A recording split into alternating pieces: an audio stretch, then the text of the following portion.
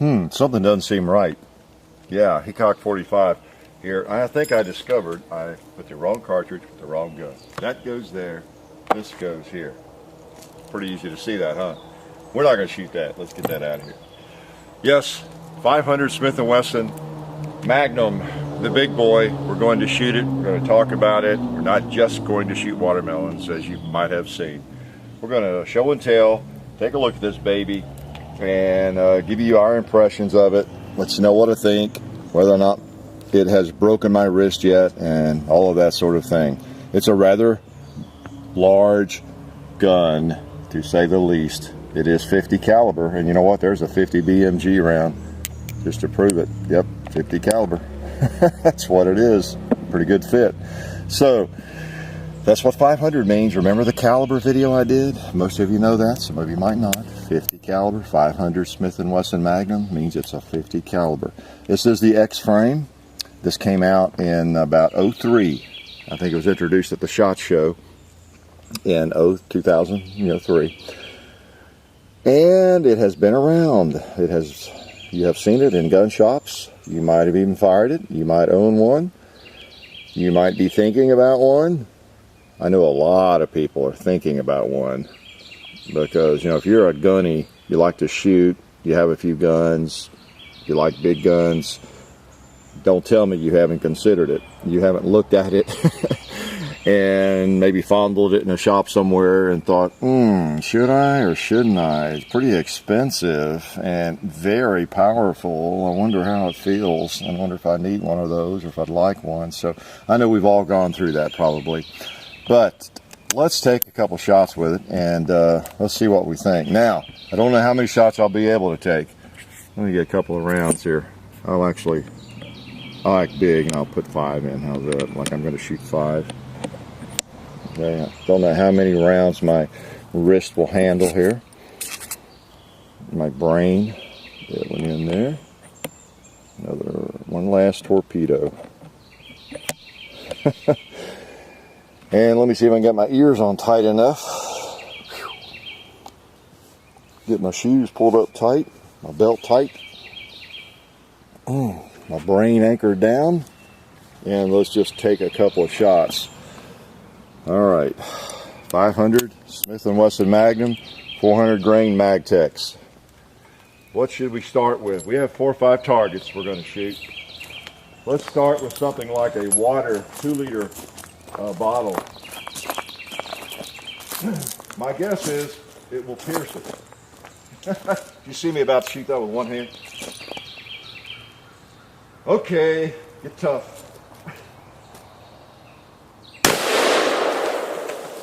Ouch! It did pierce it. Hey, I see a couple more.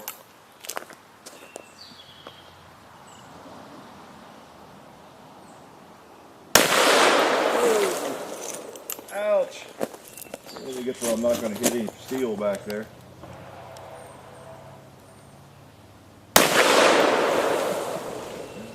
Woo!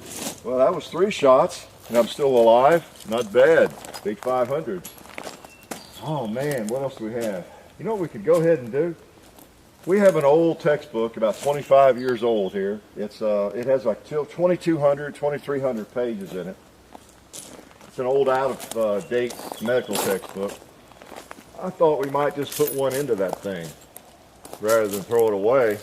So we put a target on the front. I'm going to try to hit it somewhere in the middle of that. Not sure whether it shoots high or low or where exactly, but we're just going to do it for kicks here. Definitely for kicks with this thing.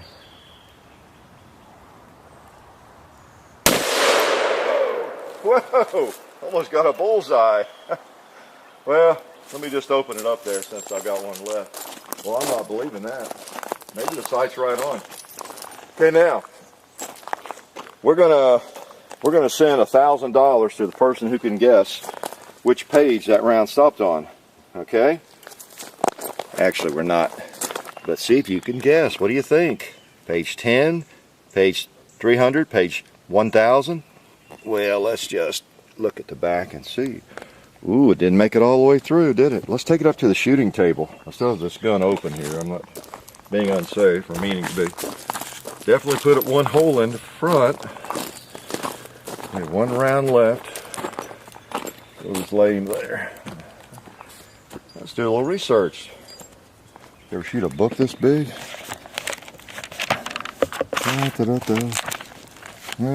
Ooh, wow. Okay. Through page 865. Yeah, looks like we're at around 1485. Yeah, look at there. 1485. Ooh, it's still warm. Jacket. Ouch, it's hot. Yeah, it's clearly through there. Let's see. Oh, I don't know. Actually, I went further, didn't it? That's just part of it. This is one of those judgment calls. Yep. I'm gonna find some more lead here. There's a little piece. Felt like, yeah, there's a little more lead. Yeah, this is one of those where I could twist the findings, you know. So it looks like the last page that's ripped at all. That's how we would have to judge. We'd have had to make the rules up before we started the game. Wouldn't we? Around 21, 22. Yeah, about through 2,121 pages. Yeah, so that's something probably a lot of people have wanted to know. You know, how many pages would a 500 S&W penetrate or at least pierce? That's the last one, I think, that's actually ripped a little bit. So, all right, so that's pretty useful information. You know, really, people need to know that. That's very, very useful information. Okay. You know, I mean, where else are you going to get information like that? That's what I want to know. Where else are you going to find a fool that would shoot a gun like this? All right, risk his wrist and his mental capabilities, such as they are. So there's the 4 empties, and there's one left. All right, so get rid of some of the perspiration since it's only about 98 degrees today. Good day to shoot a 500 Smith & Wesson Magnum. So that is some cartridge, isn't it? I mean, that is that is a beautiful thing. That's the, again, the MagTech 400 grain. Well, this is HSM. Picked these up at Cabela's on the way back from Pittsburgh. 500, yeah, Smith & Wesson 350 grain jacketed hollow point.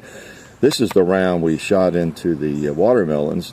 You know, I don't think it would have made any difference, but we just thought we'd shoot these since they were hollow point. And they were a little bit lighter, 50 grains lighter. You know, maybe more velocity. You know, I don't know. When you're trying to blow things up and get a reaction, sometimes velocity is more important than weight. It's a weird formula for that, so who knows. Wow, those are powerful. All right. Now, again, talked about this in the radio show a little bit. This gun is not for the faint of heart, but then again, it's not going to break your wrist. You know, I'm not Arnold Schwarzenegger. I don't lift weights and all that kind of thing. I could shoot it, and I'm going to shoot it some more. It does hurt your hand. It comes back against your hand. Like right there, it hurts. It doesn't hurt my wrist, it doesn't hurt my arm, but it just really hits hard right there. If it had a really nicely padded grip, I think it would go a long way towards being able to shoot it maybe, 50 times. You know, the recoil knocking you around doesn't hurt you, but it's that sudden burst right against your palm that hurts a little bit. All right. And also, even though it has a long barrel, I don't know that I could do a lot of fancy marksmanship with it. One of the things that John and I were talking about is how you can take a 22 pistol and you feel like you can just drive nails with it, or a little light 38 special. It's just the most accurate gun I own, 38 special. A lot of that is just the fact that you're not getting much recoil and not a lot of blast. No matter how much we shoot, that affects us. And my 44 Magnum might be even more accurate than a 22 or a 38 special, but I can probably actually hit better with a 38 special. It's just one of those things. When you know not much is going to happen, hit trigger brake, it's just easier to hold it on there. Well, this gun should be really pretty accurate, right? With that long barrel and everything, and good sights. But it's going to be a challenge, I think, to try it at longer range. It doesn't mean it's easier to shoot, because it is so powerful and has such a blast. So, anyway, it is the X-frame. I'm going to shoot some more. Been around for, about 7 or 8 years. You see them in different barrel lengths. And now they have them in all kinds of wild, there's a 10-inch barrel, there's a 4 or 5-inch barrel. There's one that's like 2 or something, and it comes in it's like a bear protection case and all with an orange handle and all that kind of thing. So there are lots of different configurations of it. Boy, I'd hate to shoot that 2-inch barrel. Ooh, that would be murder. And you can also buy ammunition. There's a couple of companies, I think Corbon's one of them, maybe Winchester, that loads a special, which is a shorter case, I guess, lighter load. You know, so there's more out there for it. And a lot of people, I guess, that shoot it a great deal hand load for it, so they're not shooting these hot factory loads all the time. So let's take a few more shots. I say a few. I don't know how many a few will be. All right. What I want to do, I'm going to try to see if I can hit the gong with it. Problem is, I don't want to spend a lot of shots figuring out where to hold. So we'll see. Hopefully I can tell where it's going. He's going to be hard on the gong, but I'd like to hit it once. All right. I'm going to hold on the bottom of it. Let's see where it goes. If you miss high, you just don't see anything.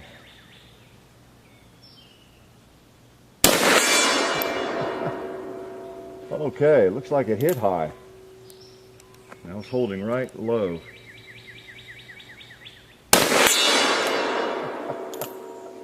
Oh, it knocks it around, shakes the whole post. Doesn't take long to get there either. What am I doing shooting this thing so fast? It hurts. Ouch. Need a break.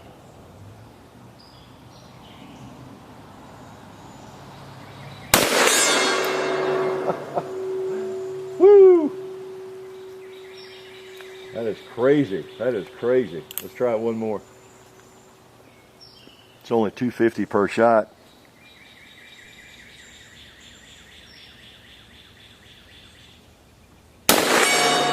All right, I was trying to get one over there in the center. Oh man, there's another live one in there. Let's save it. Oh boy, that is hot. I tell you what, really hits you hard, but it doesn't break your wrist or anything. It just kicks hard. It just kicks hard. Let me show you a little contrast while I'm giving my wrist a rest. Here's a little J-frame. How's that? Hard to believe they're in the same family. J-frame, Smith & Wesson versus X-frame. Wow. Slight difference there in the chambering and everything. And in the weight. I think this is a little lighter. That's a 642. This gun weighs less than, I would say, the cylinder on this one. So, kind of an interesting gun. These are obviously designed for hunting, primarily, I guess. You'd really, before you'd buy something like this and plan to hunt with it, I think you'd really want to test yourself to, you know, make sure you can shoot a big gun like this and not flinch like crazy, and that, you know, you're going to get something out of it. Be ready to practice with it. It's not an easy task. It's a bit of a struggle for me, and I shoot a lot of handguns, and I shoot powerful handguns. But it's kind of neat.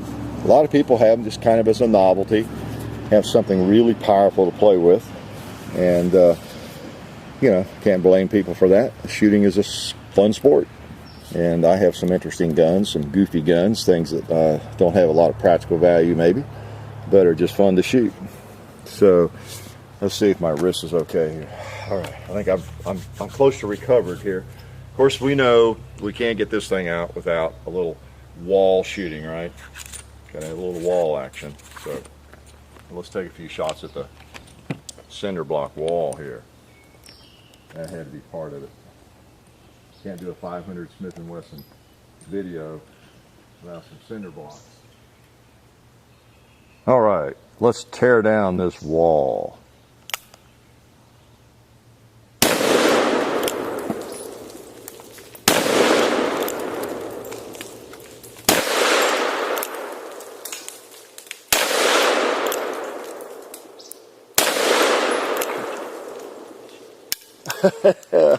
I wouldn't flinch with this gun, would I?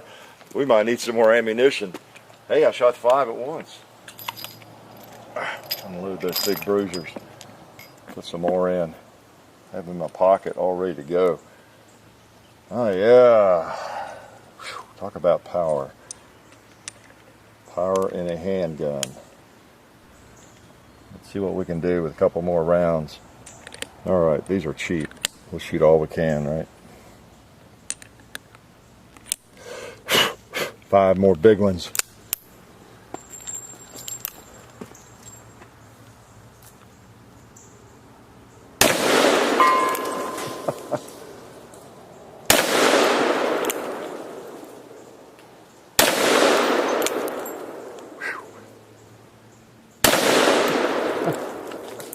Oh, I got one more. Okay. Oh. Woo! I think that just about did it. I could use one more hit though, couldn't I? Let's just do it. Let's do it right. Let's do it right. Whew. All right. These mag techs, I guess. Doesn't really matter. Don't need hollow points for this though. If I have more in my pocket. No, got some more over here, I think. Yeah.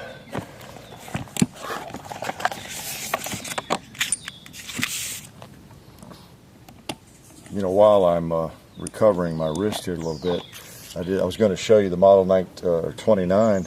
You know the difference. We've always thought this as being a big gun, and it is a big gun. My Model 29. This was the one I got in 1974, and of course this is the Dirty Harry Special, the most powerful handgun in the world at the time. You know, but it has been usurped. Look at the difference. The cylinder. Wow. Yeah, quite a, I think I have a 44 Magnum round. Looks like a little baby round. Yeah, that's a 44 Magnum. Look at the difference. Wow. Sorry, Clint. Sorry about that, bud, but change has come. Whew. So 44 Magnum is powerful, and it's plenty powerful for most people, including myself. To tell you the truth, you get a hot 44 and you've got a handful. Oh man, 500 Smith & Wesson, more than a handful. So, but you know, we just have to shoot it. So let's take a couple more shots.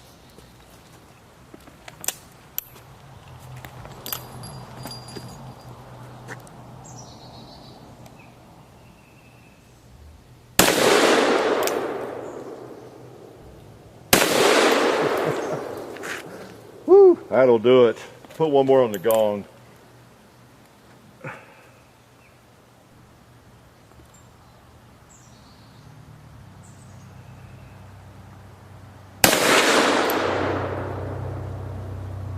Well, I thought I hit it. Maybe I didn't. There we go. That definitely got it. Woo! And of course, you see what we have to wrap things up with here. Another vegetable, melon. And I am not taking a shower this time. I am going to back up a little bit. All right. That was our last melon. We thought it'd be a good place to finish it off. Whew. Okay. 50 or 500 Smith & Wesson, 50 caliber. Those empties out of there. Well, I don't know how many I shot. You can count, but again, it hurts. But I don't feel as though, I shouldn't be doing this, or you know, it's actually hurting my wrist. It does come back really hard, but it's controllable. And it's really good training for a flinch. I'll tell you what, if you can squeeze one of these things off, because there's a really light trigger. Let me tell you that about the gun too. It has a very nice trigger. I mean, ironically, it's like a fine target trigger. And you know, Smith & Wesson is known for that. Just a beautiful single action trigger. So it's a beaut. And I don't think I told you, a viewer contacted me over a month ago and said he had one of these, lives in the Nashville area, and wanted to know if I wanted to borrow it to review and to shoot. And so I said, yeah, sure, why not, you know. And so I've known for quite a while now that we'd be doing this, and I picked up this ammo on the way back from Pittsburgh. We stopped at a Cabela's, found a box, and found a couple others here recently locally. So we knew we'd be doing this, so I've been getting my wrist ready. But I appreciate the loan of this gun to bring it to you all, because I don't know if I would be interested in buying one. You know, I don't know. After I shoot it, I'll know a little bit more. At least I'm not afraid of it now. I have fired one enough to have a pretty good feel for what it does, what it will do, and how much it's going to hurt and all that sort of thing. But very, very interesting piece of hardware. And again, I do appreciate the loan of this gun by one of our loyal viewers, just like you all. So we're going to take good care of it and get it back to him in one piece. I don't know that you can hurt it. If firing these things don't hurt it, I'm not sure what could. Wow. So 500 Smith & Wesson Magnum. Glad to be able to bring you one, and it's been kind of fun to shoot it. So we're going to shoot a little bit more. But quite a piece of hardware, big old X frame. I don't even know what to say about it. It's just such a monstrosity, and such a large gun, shoots such a large bullet cartridge that it's almost laughable. Every time I open that box of ammo, I want to laugh, you know. But it's real, and you know, it actually shoots, and it seems to be accurate. So it's a real gun, and lots of different applications for it. And probably what happens with most of them are they get a little time shooting bottles and bricks and the kinds of things we do. But anyway, 500 Smith & Wesson X-frame. Thought you might enjoy seeing that thing shot, and I think life is still good.